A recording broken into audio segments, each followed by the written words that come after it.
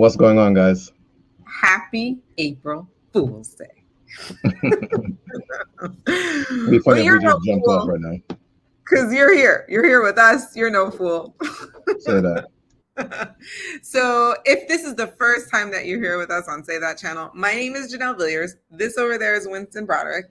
And on the Monday rundowns, we get to talk about all the things that we don't normally get to talk about on our Wednesday shows. You guys have these great questions that you have to share with us. And so we just kind of like answer them together. And what I love about this show is that we then go to other content creators, other thought leaders on that particular question or topic, and we hear from them and learn together as well. So today is another great Monday. What's today's topic? Absolutely. Let's jump into it.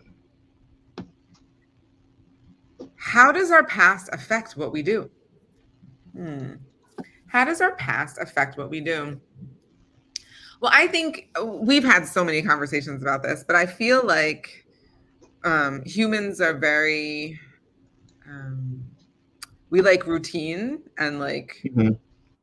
mm, routine probably is the best word to use. And so when something happens or a situation occurs, we tend to act the same way, whether consciously or unconsciously, because of whatever happened in the past or whatever the result was in the past. And that I think can impact certain decisions that we make. It can affect relationships that we're in, Mhm. the way that we see ourselves, and just maybe even the world. But that's kind of how I see it. Like, how does the past affect it? I think it's based on whatever happened in the past.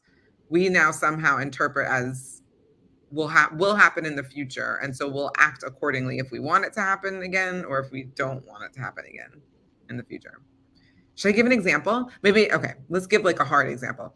So, like, let's say um, when you were, I don't know, let's say a little kid, and every time you got a good grade in school, you were rewarded by going out to Mhm. a restaurant, right, with your family. And so, like, you had really good food, had a good time, etc.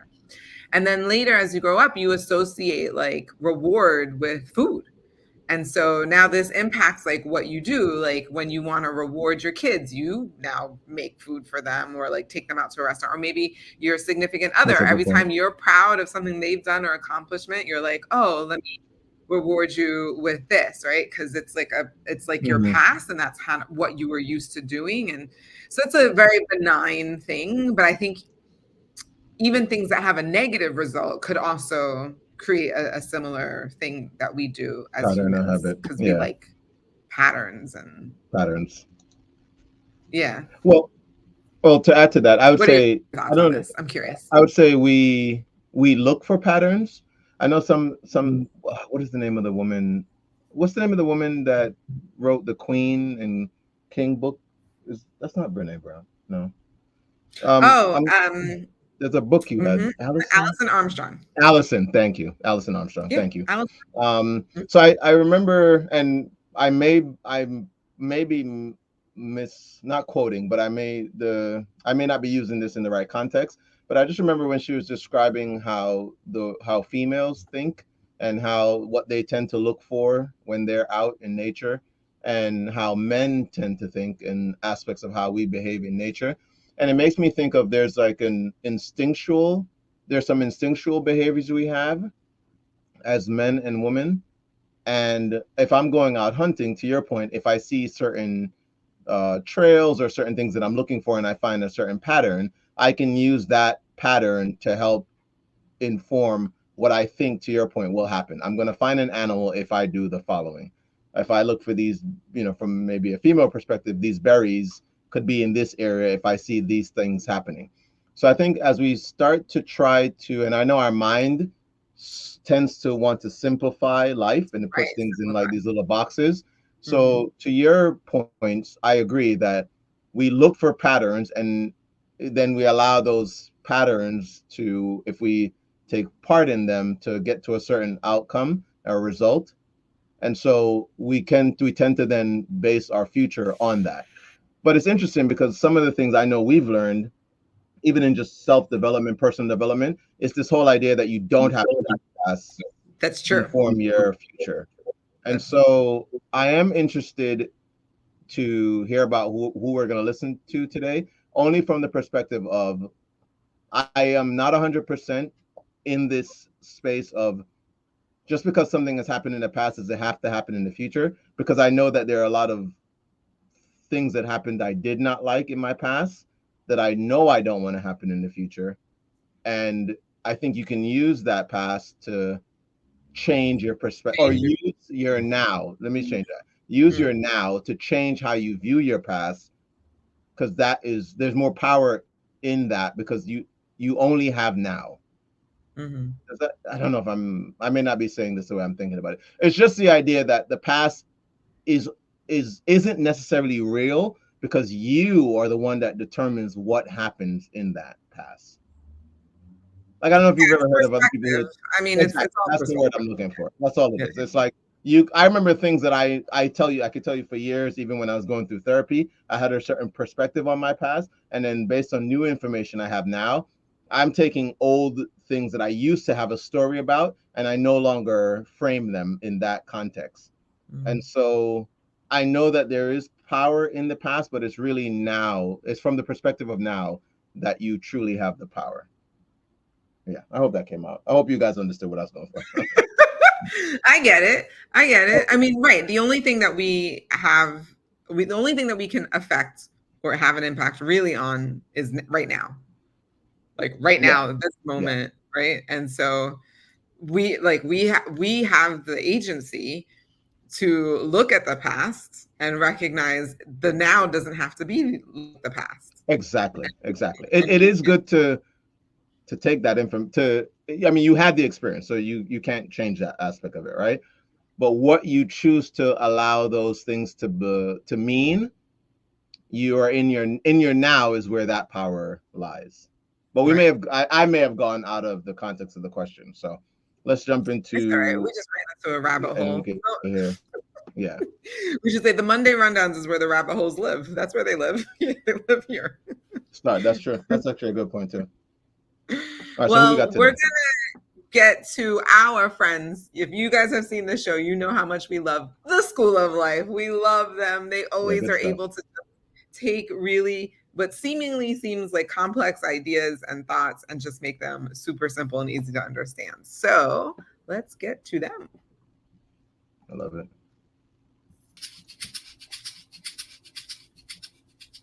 A key principle governing the natural world is that animals adapt to thrive in particular habitats.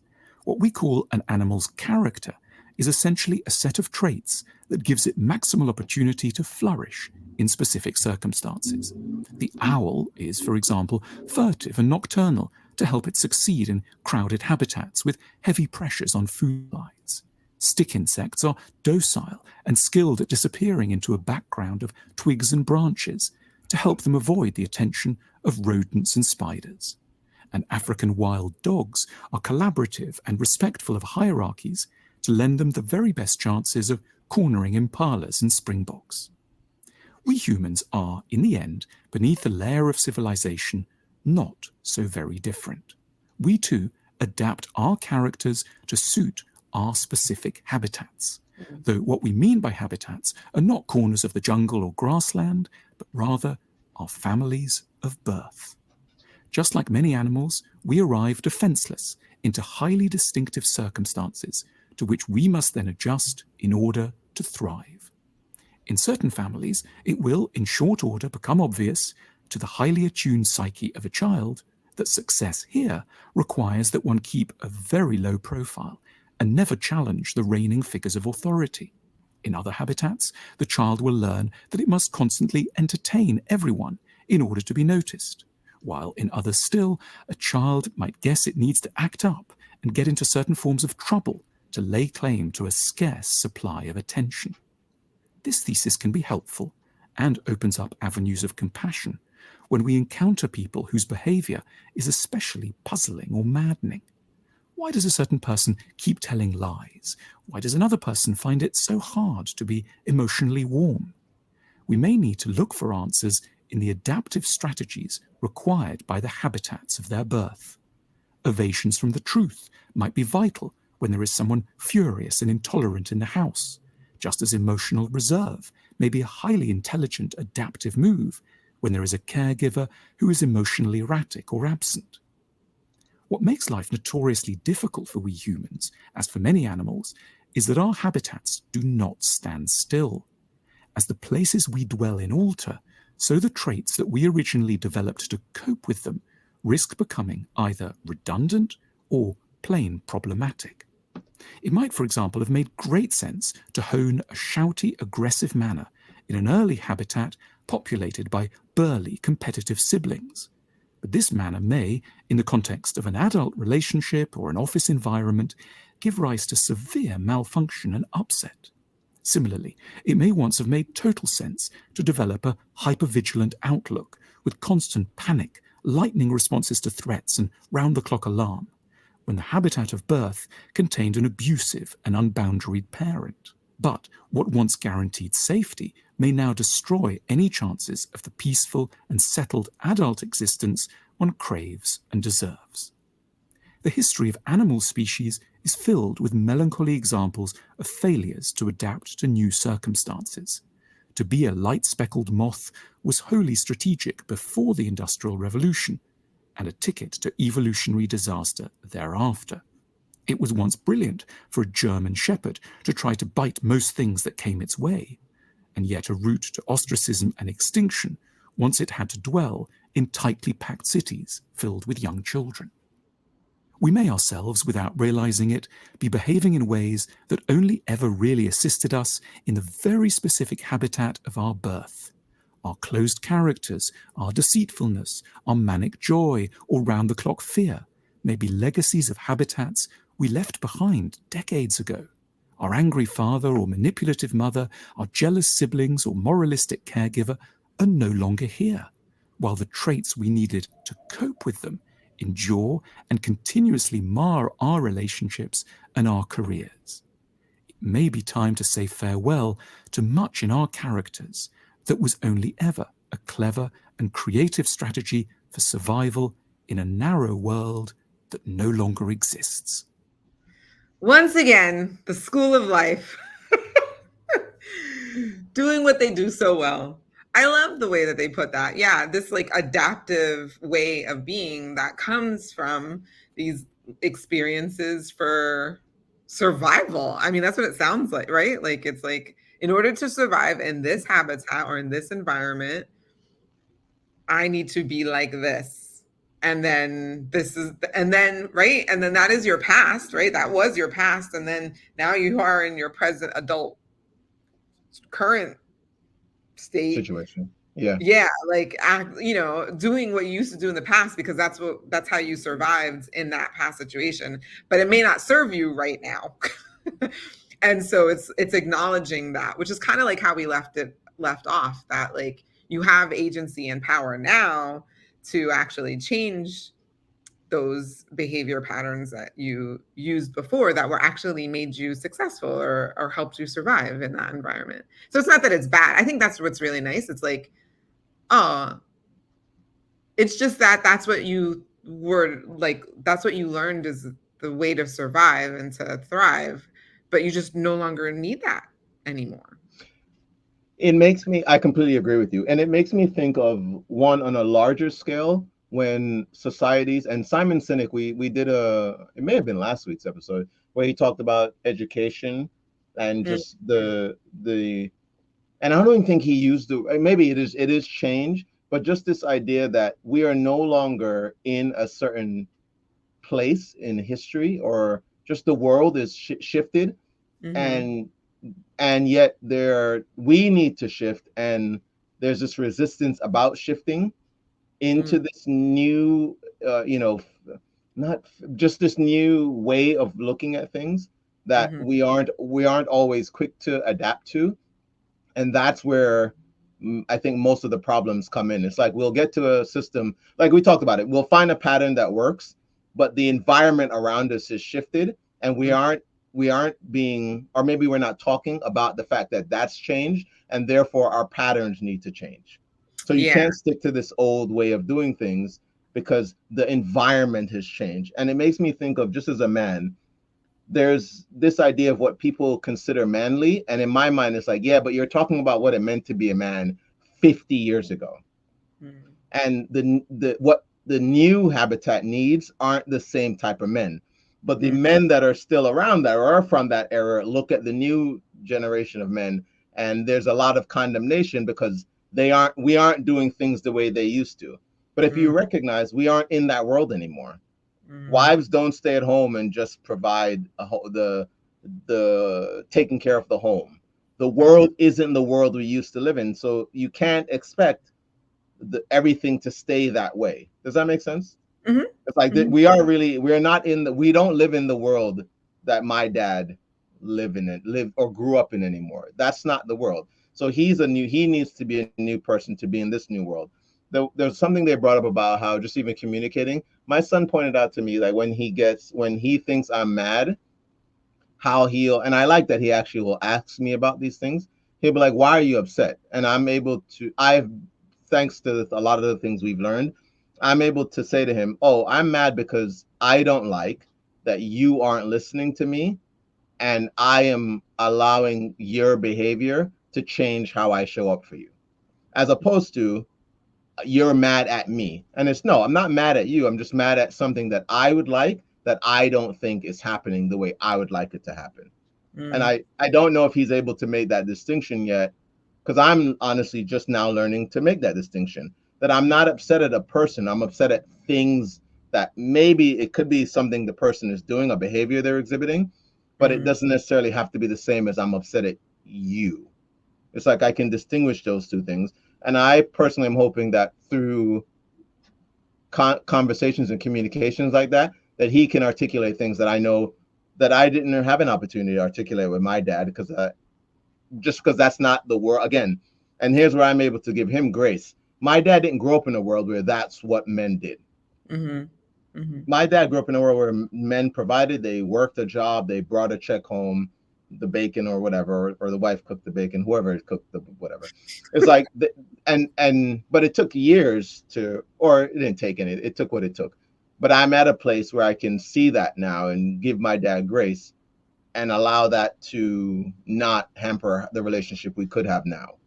Even though it doesn't seem, it's not the way I would have wanted it to be. It's what it needed to be given the resources we had at Right. that, And the you know? environment with which you Yeah, and then literally the environment that we grew up in. My dad didn't have those things, so it's like it's okay. And not that I know there are a lot of people who's like, oh yeah, but he could have done. Yeah, but that's just not the way it worked out, you know. And I'm okay with that, because I recognize there are other amazing traits and things he taught me because of how he was, you know. So there's no real, I didn't lose anything because he gave me the things that he was able to give. I love that. I love that perspective and that like life, real life, real time perspective and like the multiple generations that you were able to share with that example. I will also say that your example reminded me of a conversation I had with my mom and the Mm-hmm. recent Supreme Court ruling that um, essentially took away a woman's ability to choose to have an abortion. Uh, Yeah, yeah. so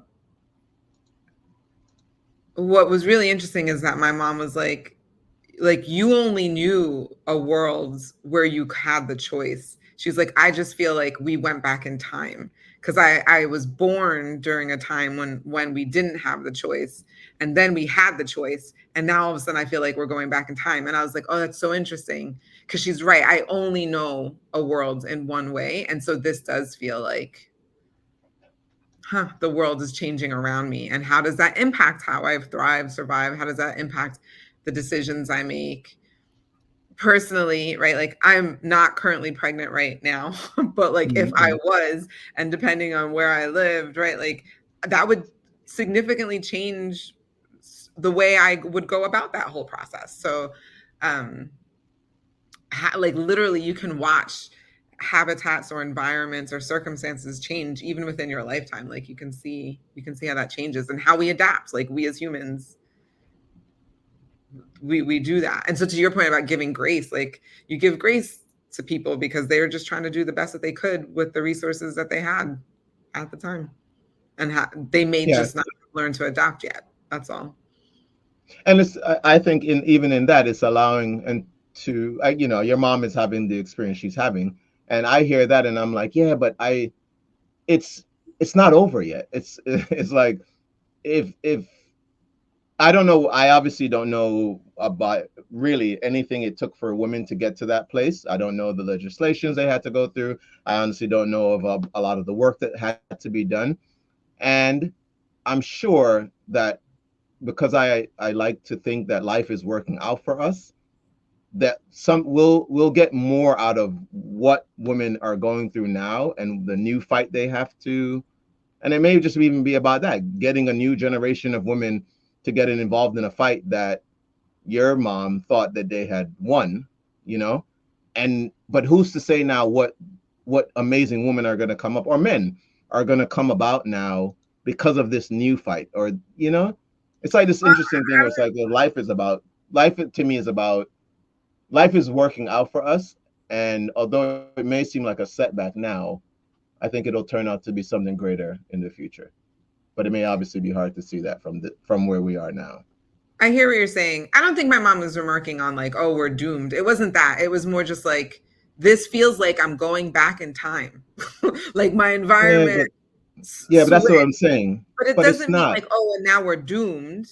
It I just didn't, is. I'm not thinking doom, but that's what I mean. But Oh, her okay. perspective is only and why I'm saying that is, I guarantee you that during the time where she's remarking, there were much more other areas where women didn't have rights that aren't the same in this instance.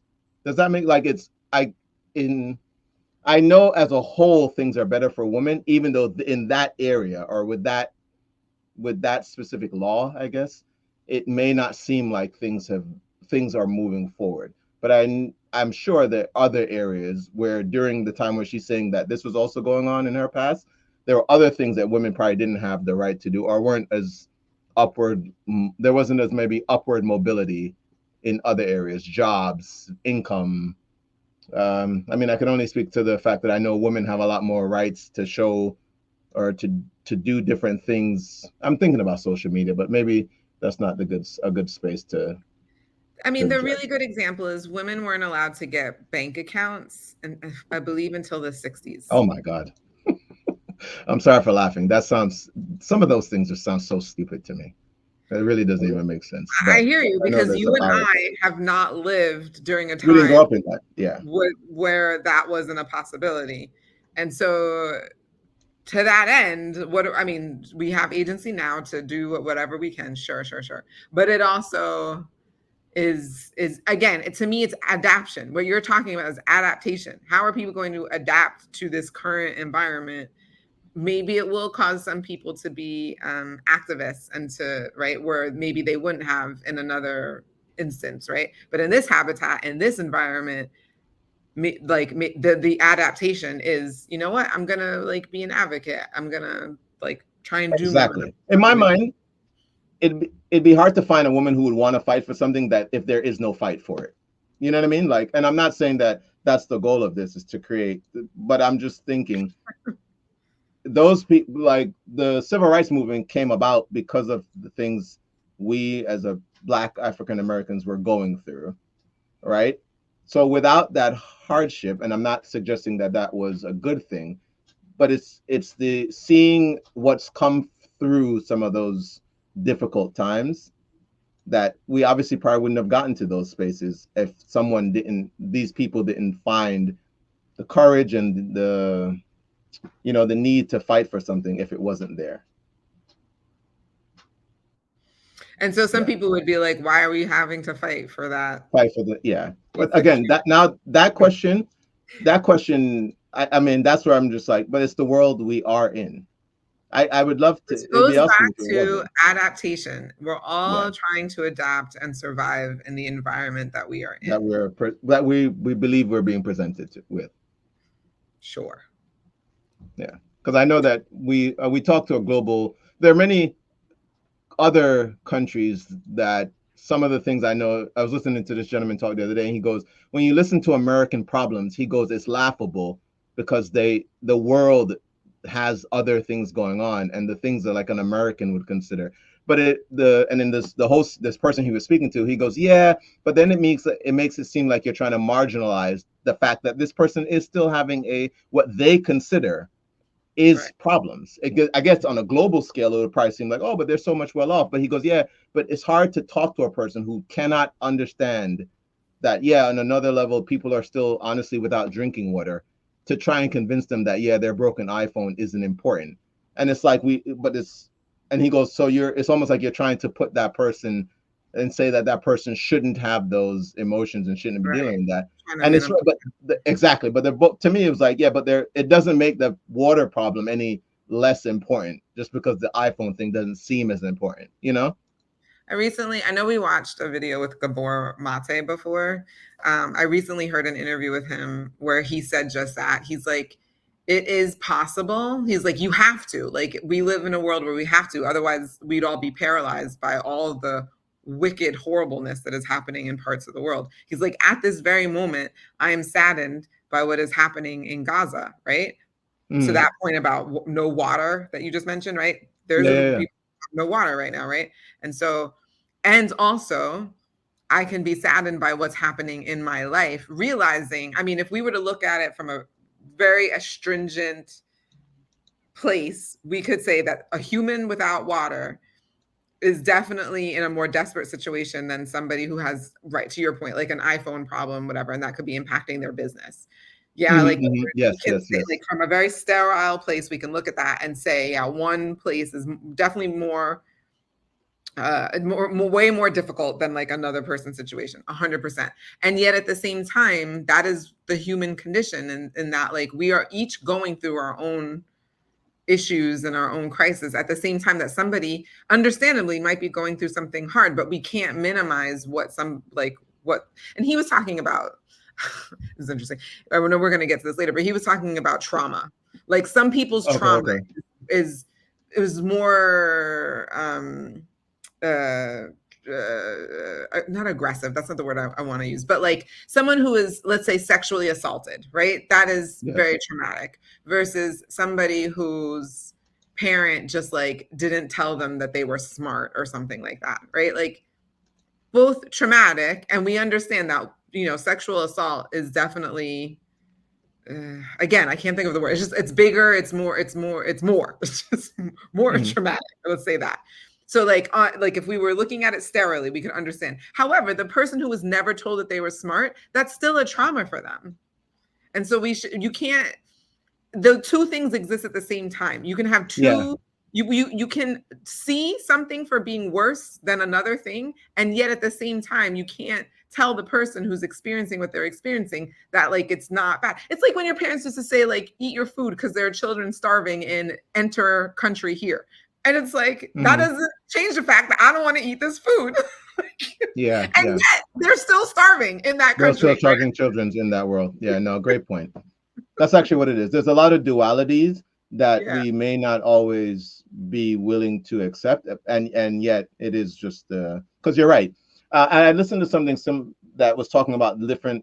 It was Dario CEO. I don't. It wasn't the gentleman you just mentioned. It was another guy, but he was saying he broke trauma down into, I think it's 4 or 5 types.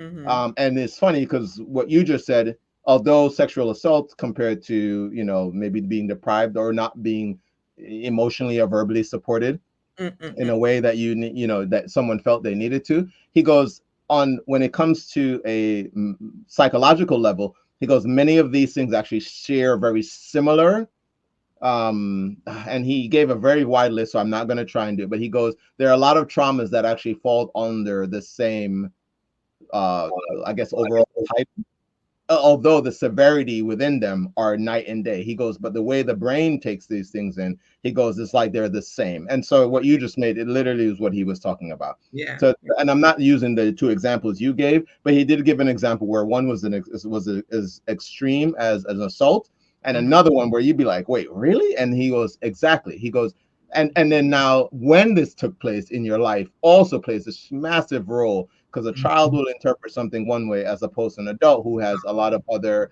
resources that they can look to go, oh, it's not as bad, and so on and so on. He goes, but for a kid, there is no context, so they don't know that this thing that's happening isn't the worst thing Right. ever. And he Right. goes, how your mind frames the trauma is what we're discussing, and that varies for every single person. So yeah, but obviously we, based on the time we've been talking, this clearly is something that we'd love to hear your thoughts. Please share what you guys took away from the video, and just Please, your please. overall idea on this. This is a really good one. Don't forget to like and subscribe. That tells YouTube that you enjoy what we've got to offer. But until next Monday, as always, remember that you deserve the good life. Say Say that. that. We'll see you guys. Be well.